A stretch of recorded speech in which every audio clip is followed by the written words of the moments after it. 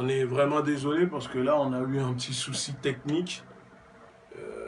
Là, le problème technique, normalement, est réglé. On va reprendre à zéro pour les personnes qui viennent de se connecter. On va vérifier ensemble les retours de l'image. Je pense qu'il faut, au niveau du retour sur la caméra qu'on a ici, voilà, il faut... je demande à tout le monde dans le studio de mettre vos téléphones sur silencieux, s'il vous plaît. Voilà, donc là, on est en direct. Là, normalement, ça ne doit plus bugger. Comme je disais au début, je redemande à tout le monde de repartager. Vous allez sur la vidéo, ici, vous cliquez « Partager » et ensuite, vous envoyez ça partout dans vos groupes. Parce que là, on a besoin du maximum de partage pour ce qui va se passer ce soir. Parce que là, l'émission, c'est une obligation pour nous et en même temps un devoir d'inviter notre cher frère, Dr Jérôme Moniangui.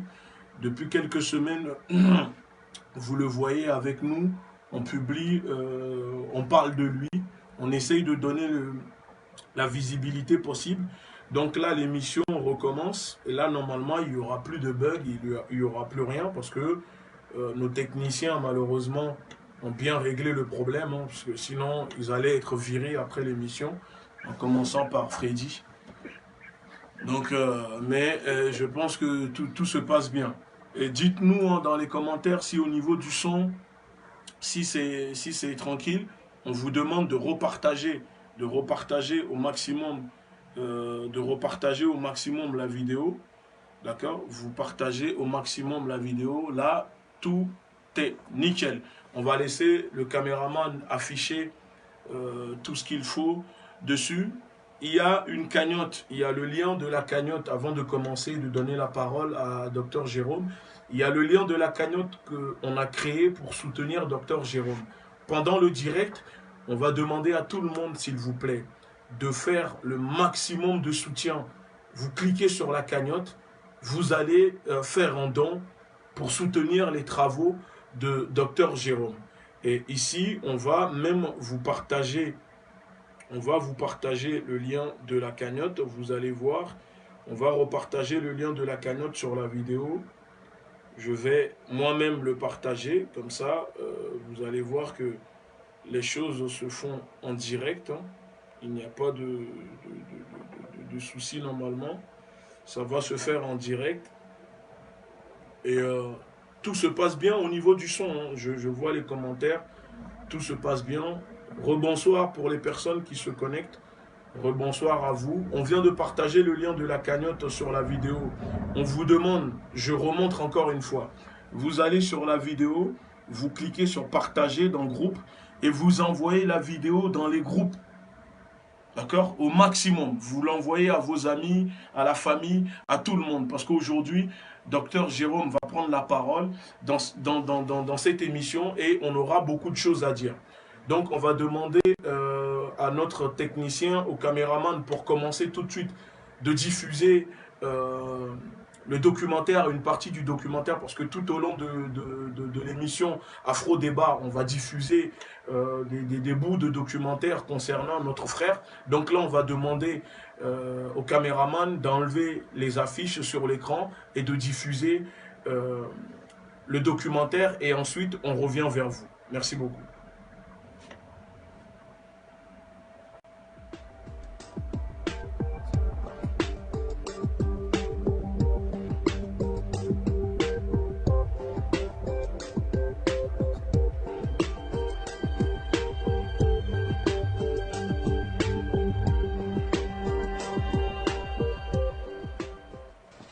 Les résultats sont en effet spectaculaires. Alors que les médicaments ACT sont jugés efficaces à 80%, la tisane affiche un score de 99% et sans effet secondaire, contrairement aux médicaments. Le résultat était surprenant, positivement, et c'est là que les ennuis commencent avec la médecine conventionnelle. Quel genre d'ennui? Le premier ennui, c'est l'interdiction. À la fin de l'étude, nous devions organiser une conférence. Lorsque nous avons remis le résultat au médecin-chef des zones, tout de suite, il s'est interposé. Il a dit, j'interdis Cette conférence n'aura pas lieu et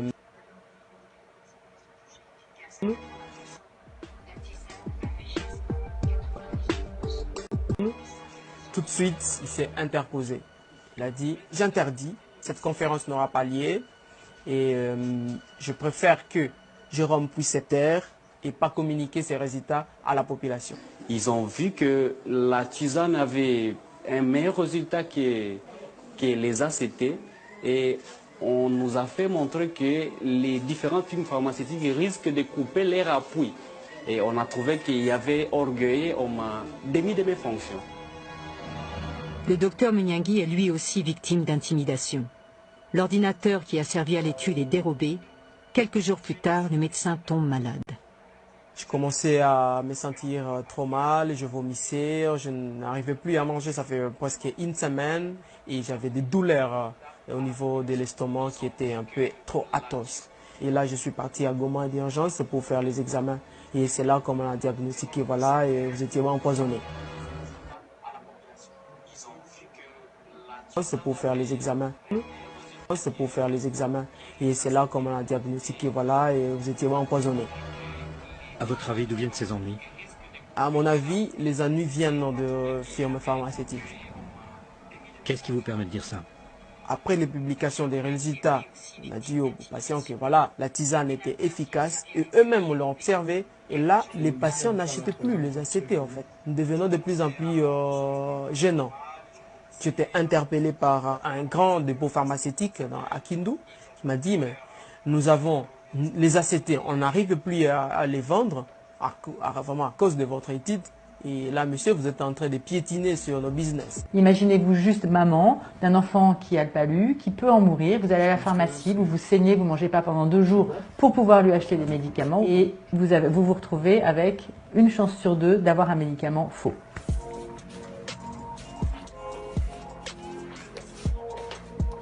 Donc,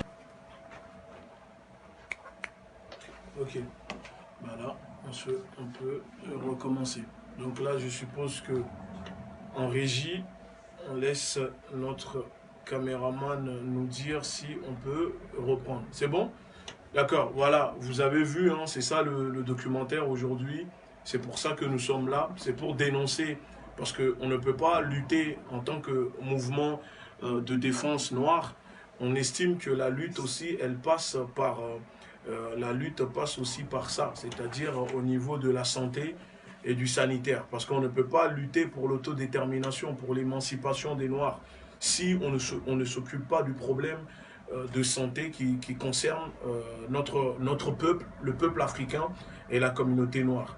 Donc là, je vais donner la parole à Docteur pour se présenter et vous expliquer un peu, je pense qu'on va rentrer dans le vif du sujet, pour expliquer le pourquoi nous sommes aujourd'hui dans l'émission et comment ça va se passer. Comment vas-tu, Gégé? Bon, on se connaît maintenant, je pense que tu peux te mettre à l'aise et parler un peu à la communauté, aux Africains qui nous regardent un peu partout, à la communauté noire internationale, aux Africains qui nous regardent en ce moment partout. Donc je te laisse la parole pour te présenter et pour rentrer dedans. Bonsoir à la communauté. Je suis Dr Jérôme Munyangui, Eguchi, le porte-parole de la... On peut mettre son nom ou pas, le caméraman? Tu peux... m'a déjà présenté. T'as mis son nom? Et nous sommes là sur invitation de la LDNA pour parler de tout ce qui est malaria. Donc, les documentaires s'appellent Malaria Business. Et nos recherches scientifiques et nos résultats des recherches sont à l'origine aujourd'hui d'un scandale, d'une polémique internationale, toute question sur la malaria, le paludisme. Et ici, nous allons essayer un peu de parler de la maladie, nous allons parler un peu des enjeux de cette maladie pour notre continent, pour la communauté noire, et surtout, ce qui est plus important, c'est la responsabilisation de la communauté, que la communauté prenne des décisions, que la communauté se responsabilise, que la communauté prenne un peu son destin en main, parce que on ne peut pas aujourd'hui ignorer que la recherche scientifique ou la santé c'est parmi les méthodes de l'impérialisme actuellement dans le continent africain. Donc il faut les dénoncer et il faut aussi proposer des mesures comment nous pouvons devenir indépendants, comment nous pouvons nous autodéterminer, comment nous pouvons prendre notre santé en main, comment nous pouvons travailler dans notre continent pour les Africains et avec les Africains. Voilà. Donc c'est pour ça que nous sommes aujourd'hui en direct dans l'émission. C'est aussi pour cette lutte-là, parce que tout le monde fait la lutte à sa façon pour contribuer à dénoncer, à lutter pour l'émancipation, l'autodétermination des Africains. Mais on ne peut pas lutter si on n'a pas la santé, parce qu'on aura beau demain retirer le franc CFA, mettre une monnaie en or, tout ce qu'on veut, si les Africains n'ont pas la santé, on continue à laisser plus de 500 000 Africains mourir chaque année sur le continent, je pense qu'à ce rythme-là, il n'y aura plus personne.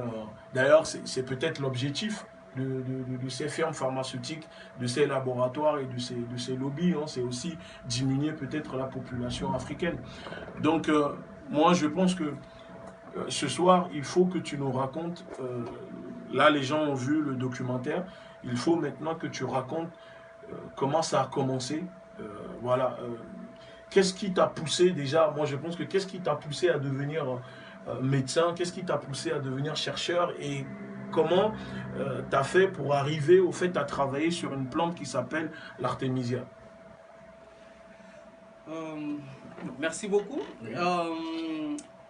On aimerait vraiment rappeler ce que Eguchi venait de dire, que vous pouvez bien lutter, la communauté, nous pouvons très bien lutter pour notre indépendance économique, nous pouvons bien lutter pour notre indépendance politique, nous pouvons dénoncer tout ce que nous pouvons dénoncer, mais il ne faut pas oublier aujourd'hui, la santé, c'est un enjeu géopolitique.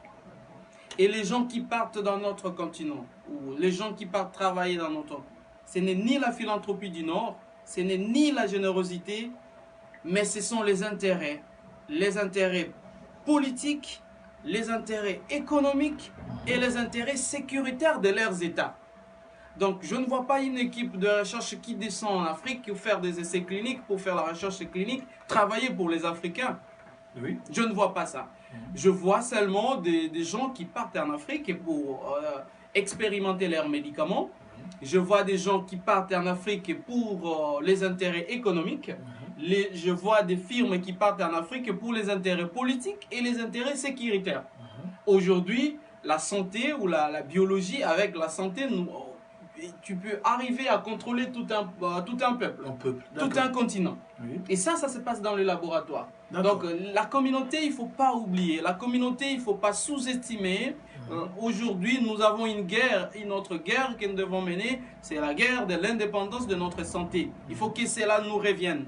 Il faut que la communauté prenne en charge ces chercheurs. Il faut que la communauté prenne en charge la santé des Africains. Parce qu'à travers la santé, aujourd'hui, on peut disséminer tout un continent. Voilà. Donc, en revenant à la question de savoir pourquoi, la médecine, c'est une vocation, comme on nous le disait. C'est une vocation, on est là pour travailler pour son peuple, et c'est beaucoup plus pour la santé. Pour la santé. Pour la santé de son peuple, la santé de sa communauté, ainsi de suite. C'est ce qui m'a poussé à faire la médecine.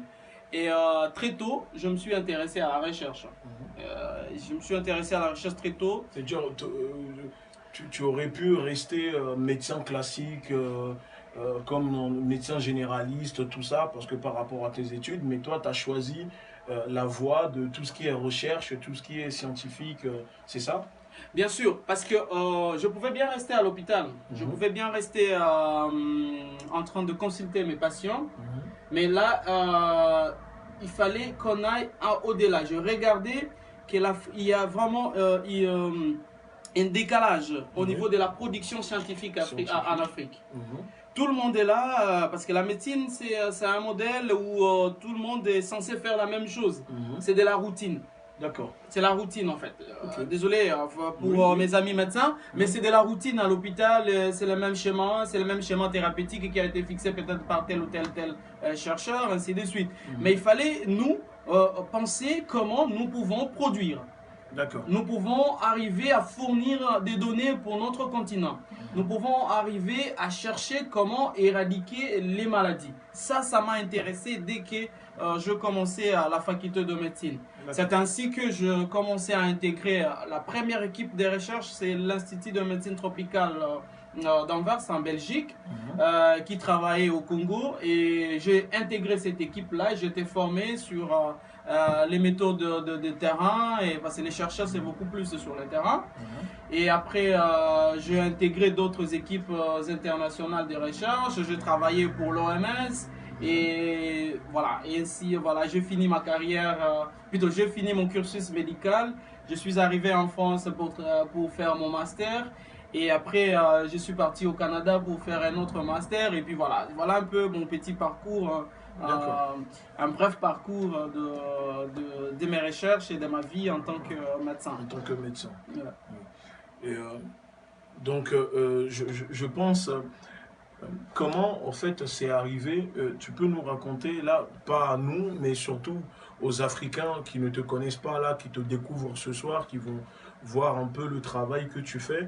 Est-ce que tu peux nous expliquer comment ça a commencé la recherche autour de l'artémisia et ce business qui existe autour de la malaria que les firmes pharmaceutiques et laboratoires tentent de garder exprès pour eux en faisant des Africains, en utilisant des Africains comme des cobayes.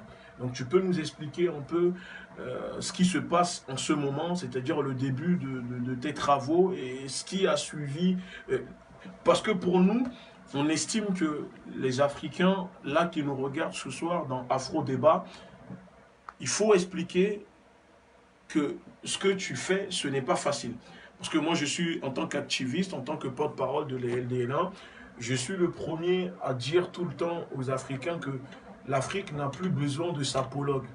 L'Afrique n'a plus besoin de danseurs. L'Afrique n'a plus besoin de divertissement. On a besoin de scientifiques, de médecins, des hôpitaux, des intellectuels, des gens qui vont donner une productivité à l'Afrique, aux Africains pour faire décoller ce continent. Donc nous, t'avoir ce soir dans ce direct me fait énormément plaisir à moi et à mon équipe parce que c'est ça que moi je demande, avoir beaucoup, encore plus des frères comme toi qui ont réussi dans ce domaine-là. Donc tu peux expliquer un peu aux Africains comment tu as commencé le travail autour de la malaria qui te vaut aujourd'hui des ennuis et tous les ennuis que tu as derrière. On va faire ça en 30 minutes parce que là on est déjà à on va dire à une vingtaine de minutes. Il nous reste encore 10 minutes et on va faire une pause et on va reprendre après. Donc là tu peux expliquer en première partie, raconter ton histoire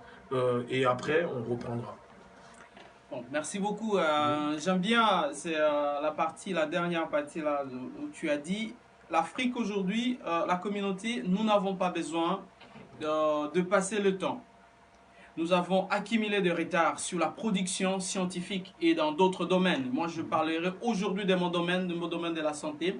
Nous avons accumulé beaucoup de retards. Il est temps qu'on se réveille. Il est temps que nous prenions notre destin à main.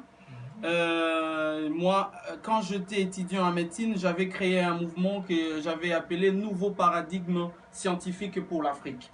Ça veut dire qu'aujourd'hui, l'Afrique a besoin de réfléchir. L'Afrique a besoin, la communauté noire a besoin de recréer son destin scientifique. Ne pas toujours dépendre de ce qui vient de l'autre côté et qu'on nous impose toujours les règles et que nous sommes là pour obéir sans même nous demander notre avis. Ça c'est vraiment aujourd'hui ce qui se passe dans notre domaine. Je commençais à m'intéresser. En fait, cette plante, premièrement, m'a soigné. D'accord. J'avais fait une crise de malaria. J'étais encore à la faculté de médecine au Congo. Et puis, il y a un ami qui connaissait déjà la plante et qui m'avait proposé cette tisane. J'étais très sceptique à l'époque parce que voilà, la conception médicale, on ne donne pas beaucoup plus de valeur à la tradition ou aux plantes médicinales. Mais après plusieurs insistances, j'avais pris cette tisane et au bout de 2 jours, 3 jours, je me sentais mieux. Et puis voilà, je suis parti, comme je travaillais dans un labo à Kinshasa, je suis parti refaire les examens et tout était bien. Tout était bien sur tout le plan, biologique et clinique. Donc, tiens, c'était vraiment le premier contact avec cette plante. Mais après, j'ai oublié, je me suis replongé dans mon travail parce que j'étais beaucoup plus côté laboratoire. Et après, je participais à des concours internationaux dans le domaine de la recherche, beaucoup plus au Collège impérial de Londres où j'avais gagné un prix sur un modèle de recherche qu'on travaillait sur une maladie aussi tropicale qui touche beaucoup plus les Africains. Et après, j'arrive en France, je commence à travailler, j'étais dans un programme de